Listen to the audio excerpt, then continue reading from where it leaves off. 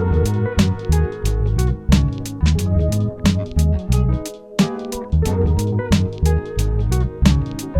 up guys, my name's Luke and welcome back to Motion and Design. So I've been messing around a little bit more with the cloth engine and some of the procedural methods that Summer 4D has now introduced, and I kind of came across this by accident, but I really liked the results, so I kind of made a render out of it and thought I'd do a tutorial on it. Before we start, if you're not subscribed, a subscribe and a like would go a long way. And yeah, if you want to support the channel, you can support me on Patreon, the link's in the bio. But yeah, let's get on with this video. Awesome. So let's start over here by creating a cube. And let's make it about 400 by 400 and the height of maybe 20, 10 should be fine. Cool. So unfortunately, the way of doing this isn't a procedural method because of the way that we have to fix points.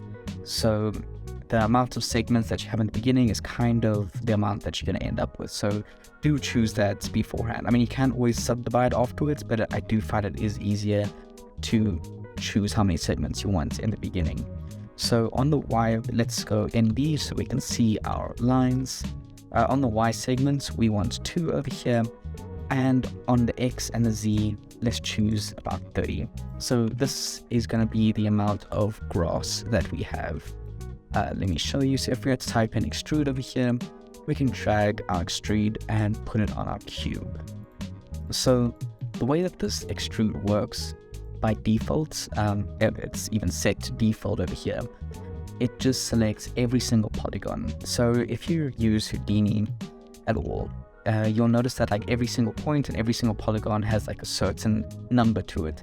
It seems like Cinema 4D has like a similar thing now.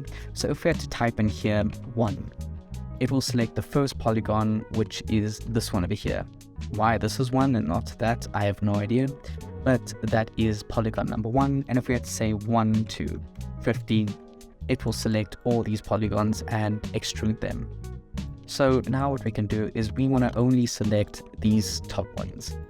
So the polygons that we're going to use, I already did this beforehand, is going to be 240 over here, which is this one over here. And it's going to go to 1139, and that's going to select all our top facing polygons over here, which is exactly what we want. We can then go over here. Let me add a subdivision surface so we can see what we're doing, and you can kind of see the effect that we're getting. So now these are all our kind of blades of grass or foam pieces or whatever you want to call them. So if we increase this, so let's maybe set this to like 100 so that we kind of have long grass, you'll see that it's quite pointy and not that nice. So we can fix that. If we have to go NB over here, you'll see that why that's happening is because the only polygon that it has over here, there's no segments, it's literally just this one big block, but we can fix this by subdividing it. And the nice thing about selecting only these specific points is that it's not subdividing anything else, it's only subdividing the selected points over here, or selected polygons over here. So now when we subdivide it, we get these nice rounded, like grass or segments, whatever you want to call them. Awesome. So let's go over here to our cube, go to simulations and go to cloth. So if we have to press play now, it will do the effect, but unfortunately it's going to fall. And so this is why we have to make it editable. So let's make it editable over here, go into points mode, and let's select these bottom selections over here, go into the fixed point and set, click set. So now when we press play, they'll all stay. Awesome. That's exactly what we're looking for. So I noticed that there was 2 different looks that you can get from this depending on what you're doing. So this does work well. I find that it sticks together a little bit more. You'll see that there's intersections over here, but that kind of is fine when we subdivide it. They don't really intersect, which is fine. If we had to go over here into our cube, what we can do is, from our top view over here, if you just hold the middle mouse, you can increase the size of your cursor. We can select everything over here, press I for inner extrude, and we can wait, hold on, let's unselect preserve groups so that every single one goes individually. And now when we do that, now we have a little bit more space. So this method of here, what just happened?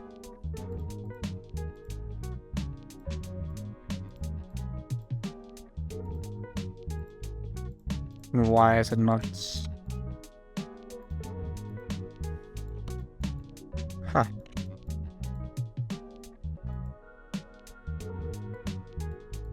There we go. No idea what happened there, but now we have the spaces over here.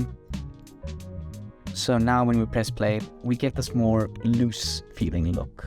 So the difference between the two of them, this method of where it has like a little bit of an inner subdivision, it kind of falls over a lot more and is a lot more loose compared to the other way, which is a lot more like packed together. So it depends on the look that you're going for over here. Cool, so now we need to make something that interacts with this. So let's grab a sphere over here, move this off to the side. Let's make the sphere maybe 50, 70. Yeah, 70 should be fine. Something like that. Let's go 60 actually. So, cool, so let's put it over here. Let's go over here, just keyframe it in the beginning of the timeline. And then at 90, let's just move it forward to about there.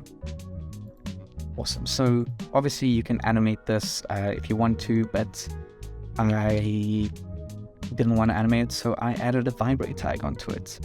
Let's set this to about 500 by 500 and maybe a frequency of 0.5. And let's see what that looks like. We can kind of just change the seed over here if we don't like the look that it's giving us. Yeah, I mean, something like that should be fine for now. It has a lot more of an organic vibe. Alternatively, you can animate it or just create a spline and then right click on this and say align to spline, and then that's how you can animate it.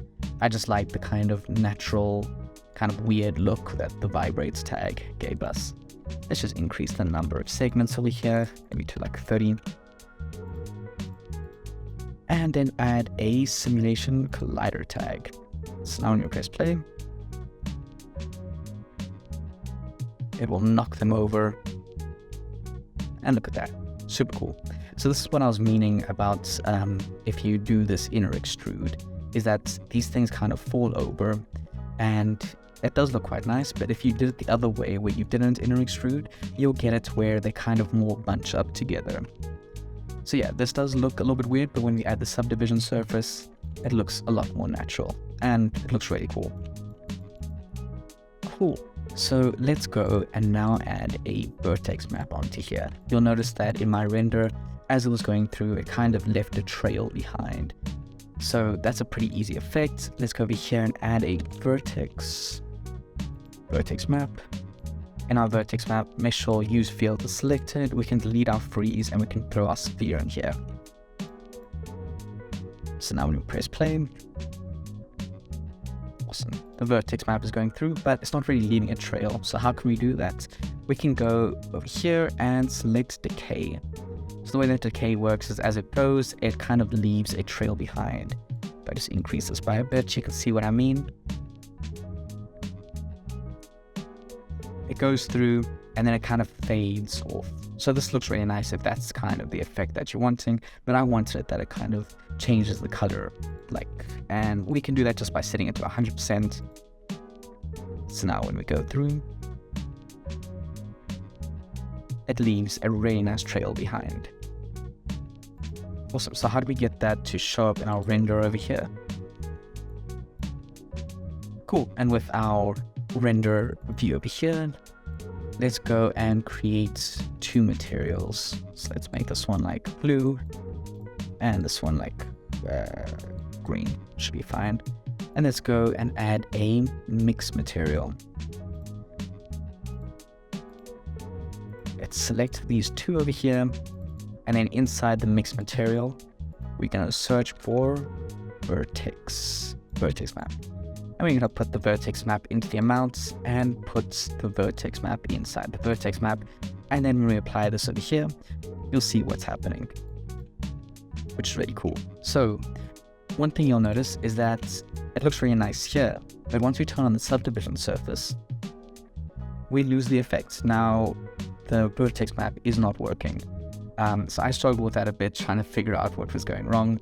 So how we can fix that is, instead of adding the vertex map onto the cube over here, we can add the vertex map onto the subdivision surface.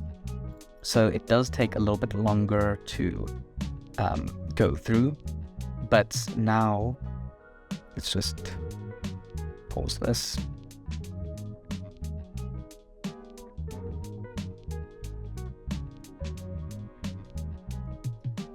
But now it actually affects it the way that it did on the cube.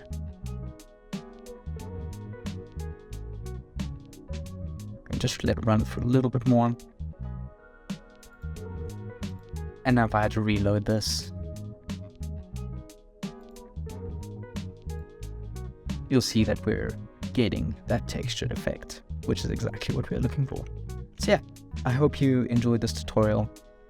Pretty cool effect that you're able to get. You can do this with a lot of different objects. The process should remain the same. So yeah, I mean, obviously you can change the look of these little foam. I mean, I called it grass just because, I mean, I was trying to make grass, like this kind of like foamy grass. If you go over here, you can change the bendiness, the stretchiness, the target length, and you can get different effects with the way that the grass interacts with itself. But yeah, that is the gist of the tutorial. I hope you guys enjoyed this tutorial. If you did, consider giving it a like and consider subscribing. I release new videos weekly. And yeah, if you're interested in the project file, not this project file, but the project file of the render that you saw in the beginning, it is on my Patreon. But yeah, I hope you enjoyed this, and I hope you have a great day. Peace.